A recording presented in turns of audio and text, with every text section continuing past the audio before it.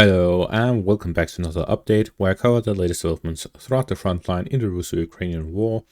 It is your host Weeb Union, and in this one the Russians have advanced in 3 sections of the front line in the Donetsk region. The Russians advanced to the east of Pokrovsk, to the west of Kurakhove, and to the west of Velika Novosilka.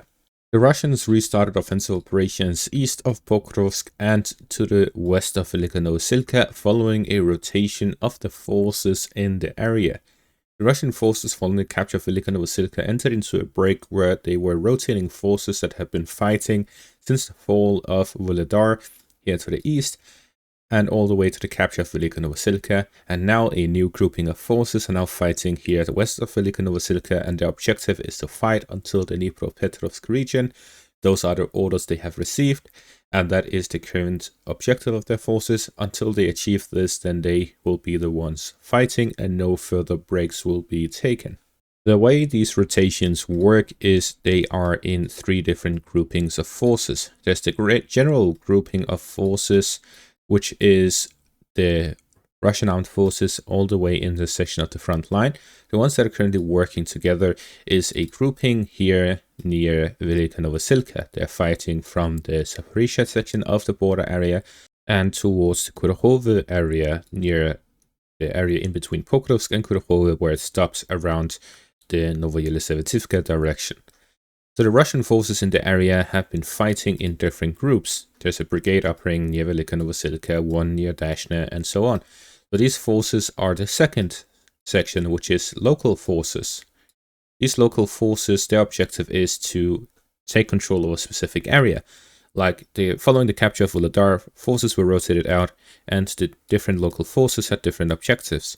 Some were to take control of Bohyavlenka and Uspenivka and then push onwards towards Konstantinopel. Some were to push alongside the western direction towards Velika Novosilka, and so on.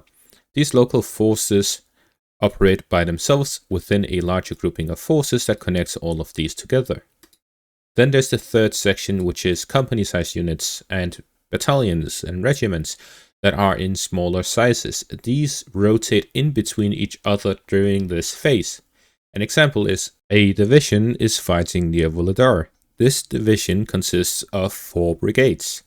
One brigade has the objective to attack Novomikhailivka or the Konstantinivka direction here to the north of Volodar. The second one has to capture Boryavlenka. The third one has to capture Novoukrainka, and the fourth one has to capture Prechestivka. Each of these brigades operate within the same division, which operates within the same army.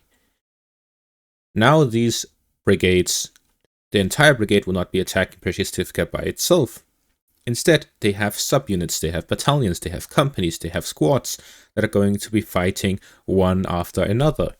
One battalion may launch a combined assault towards Prechestivka, following which a company will hold their positions and the battalion moves on to the next position. So they all have different roles within the brigade. And these smaller units constantly rotate between each other so that they do not fight more than a single day at a time. Unless they are on the defensive, then they can fight for longer hours, days, and weeks. And generally, these offensive operations will be switched around between a company and another, between every single battle. The brigade will continue to fight from Volodar all the way to the capture of Velika Novosilka. Once the division gets all its goals, capturing Uspenivka, Bohyavlenka, Shakhtarsk, Velika Novosilka, Kurakhove, once all of these areas are captured, then the entire division will bit by bit, brigade by brigade, company by company, rotate out for a completely fresh unit, which will then launch new operations so that it can achieve the next line of goals, which is the capture of Piotr, Novoselivka, Gomar, Bahatir, Konstantinopel, and so on.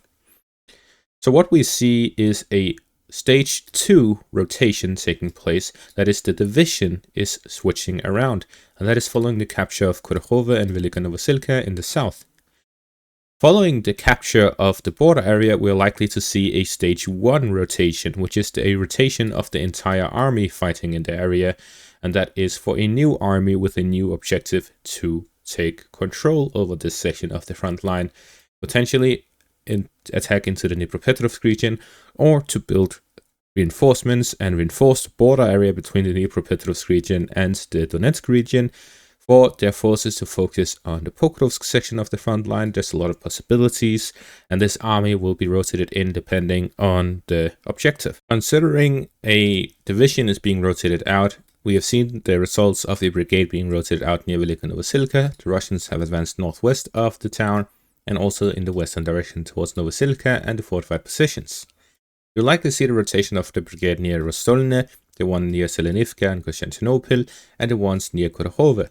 Once those happen as well, we will see the Russian forces attacking alongside the north of Novi Kumar towards Roslev, Bahatir and Konstantinopel, and to close the pocket in between Andriivka and Konstantinopel. An interesting fact is also how some brigades are favored over others, similar to the Ukrainian side.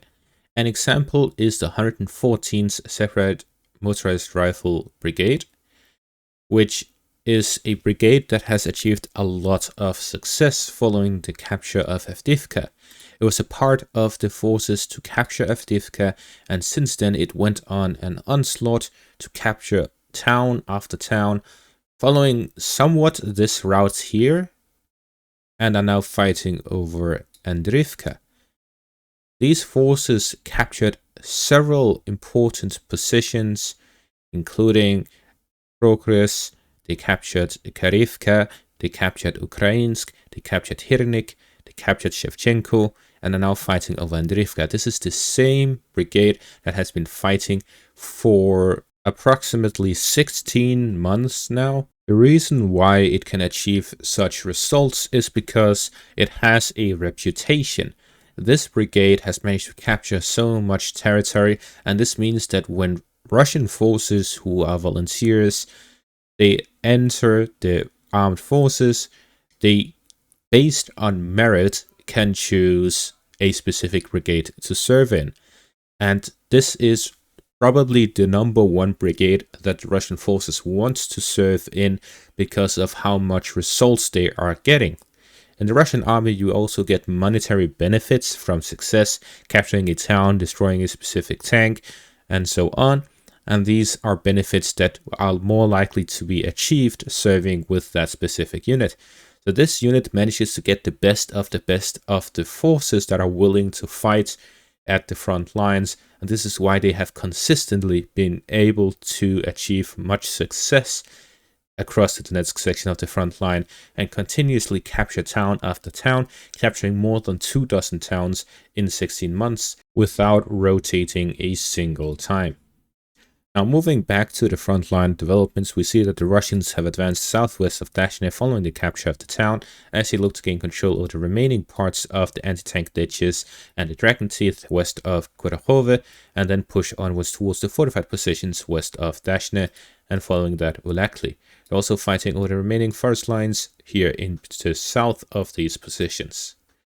The Russians also managed to advance to the east of Pokrovsk, gaining control over Vodyanitruha, regaining control over the area following the Ukrainian counterattack, so they are slowly negating some of the Ukrainian gains that they've made through this month, and the Russians are also developing offensive operations further in the eastern direction towards the pocket of fortified positions in between Toretsk and Vozdyshenka. In the end, no matter what sort of rotation you commit to, well, in this case, the rotation of Russian forces from Udashna in the west to Vozdyshenka in the east, you are going to leave open some vulnerabilities. The Ukrainians were able to take advantage of these, where they caught wind of the Russian rotation and took advantage of that to launch their own offensive operations to regain some control and dislodge the Russian forces from their frontline positions. But the Russians are slowly getting their forces back in position as the rotation is ending. This allows for some counterattacks and new offensive operations, and we'll likely see that the Russian pressure on Pokrovsk will significantly increase over the next few days, as they'll continue pushing to gain control of Vozdashne near the border area, the coal mine to the north of that, and an attempt to enter Pokrovsk itself from the western direction, as well as additional offensive operations here in west of Novotroitsk to gain control of the remaining towns and fortified positions in the area, and then force their way down south towards Andriivka and the fortified line there as well, and gain control over the entire border area within the next few weeks or month or two. In terms of how long it will take for Russian forces to capture territory, it is impossible to say. As the saying goes, there are months where days happen and days where months happen, as we may see at some point significant Russian gains within a few days, while at other times we'll see months where there's barely any gains by either side, and then we see some back and forth where very intense clashes are taking place, where heavy casualties are taking place, but little territorial movement is taking place. And that is simply the nature of warfare. It is unpredictable, and there's no way to determine what will happen before it happens. All we can tell is what the intention of the forces are based on their movement. And that is going to be all for this update. Thank you for watching. Make sure to leave a like, subscribe, check out my Patreon and YouTube membership for additional content. Thank you for watching and have a great day.